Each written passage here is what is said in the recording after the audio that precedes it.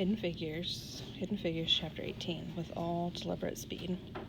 In 1958, Catherine Goebel and her research group took on what seemed like the world's most interesting challenge, sending a human being into space. NASA reorganized the research team so that they were doing all they could do to turn space flight from a comic book fantasy into reality. The Space Task Group, set up to be the nerve center of the new operation, was made up of many engineers and female computers from Catherine's group. The Flight Research Division went and empowered the rocket specialists.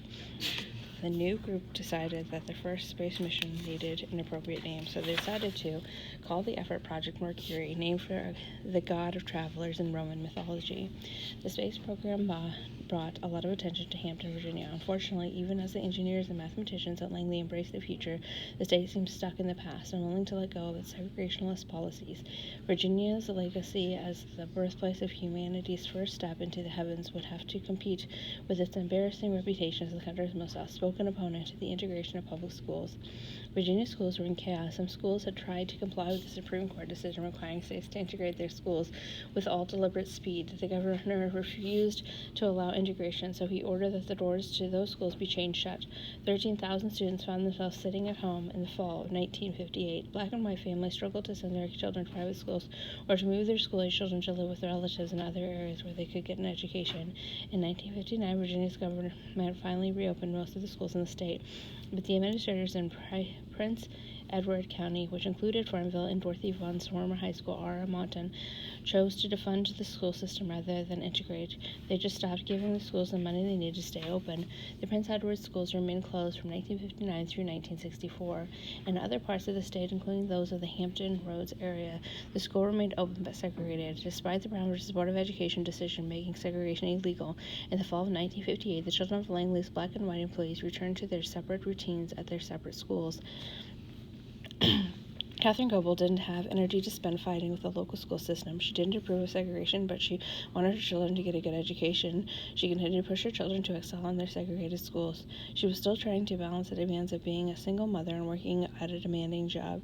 She still lived with the grief of having lost her husband years before, but she didn't let that side of her life show in public. Between work life and home life, Catherine regularly attended worship services and sang in the church choir. One evening in 1958, a handsome 33-year-old Army captain named James Johnson came to choir practice at Catherine's church. He had grown up in Hampton and trained in aviation metal smithing. During World War II, he became an expert in aircraft maintenance and repair. After completing his service, he landed a clerk job at the Commerce Department in Washington, D.C.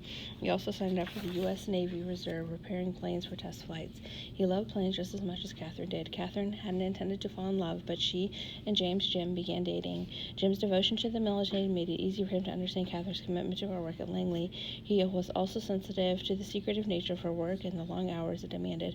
During this intense period of competition with the Russians, people at Langley often worked until 10 p.m. or later. The Mercury mission. Catherine worked long hours as her new assignment involving Project Mercury.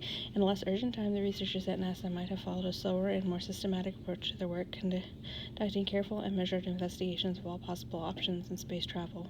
With the Russians off to what looked like a commanding lead, NASA sought the simplest, fastest, and most reliable way to get into space. The engineers approached Project Mercury, breaking it down into its constituent parts. One team looked at the shape of the aircraft, determining that it should be streamlined and minimize aerodynamic drag. Another team of researchers showed that a needle-shaped structure would most efficiently deflect the extreme heat caused with the aircraft zoomed through the atmosphere on re-entry. They recommended a blunt-based body, something shaped like a cork, which would create a shock wave as it came back to Earth, minimizing the extreme heat and keeping the person inside safe. The spacecraft would have to be small, so astronauts could be no taller than 5 feet, 11 inches, and had to weigh less than 180 pounds. Each astronaut candidate was required to be a qualified test pilot younger than 40 years old and at least a bachelor's degree. After months of searching, NASA selected the final crew. In 1959, NASA held a press conference to present the Mercury 7 astronauts to the world: Alan Shepard, Gus Grissom, Gordon Cooper, Wally Schirra, Deke Slayton, John Glenn, and Scott Carpenter.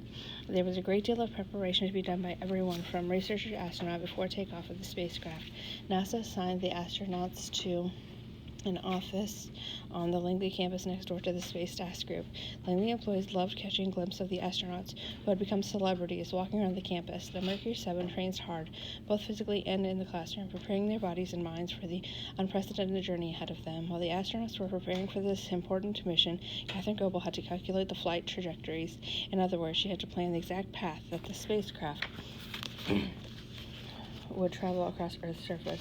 From the moment it lifted off the launch pad and flew through the atmosphere into space until it splashed back into the Atlantic Ocean, Project Mercury required so much work that the Space Task Group, which coordinated all aspects of the space mission, relied on the other divisions at Langley and other NASA centers to carry out their gargantuan tasks. Day after day, the team pored over equations, scrawled ideas on blackboards, evaluated each other's work, erased it, started over. Catherine's new job, trajectory analysis, involved the study of how a projectile moved through space, but here on Earth and in outer space. This work was similar to that done by other female computers who spent thousands upon thousands of women hours computing mathematical tables which soldiers used to figure out how to fire their weapons and hit their targets. The Space Task Group decided that the best way to send the first person into space was with a simple ballistic flight. The capsule would be fired into space like a bullet from a gun or a tennis ball from a ball machine. The first spacecraft would not have any propulsion of its own. The capsule would go up, then come down and land in the Atlantic Ocean, where the capsule landed depended on where it was launched. The calculations had to be exact, so the astronaut would return close enough to waiting U.S.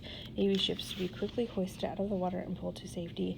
Catherine understood that carrying out an orbital mission would be more difficult than the simpler ballistic flights, that the team would have to plan the journey so precisely that the spacecraft would pass through the atmosphere, hurtle along a looping circle around the planet, and land in exactly the right place. Let's do it, Catherine said to her boss, working as a computer or math aide, as the woman here now called under NASA. Catherine had proven herself. She was older than many of the engineers she had worked with. She had matched them in every turn for intelligence, enthusiasm, or stamina. Tell me where you want the man to land, and I'll tell you where to send him. Catherine knew the math as well as anyone else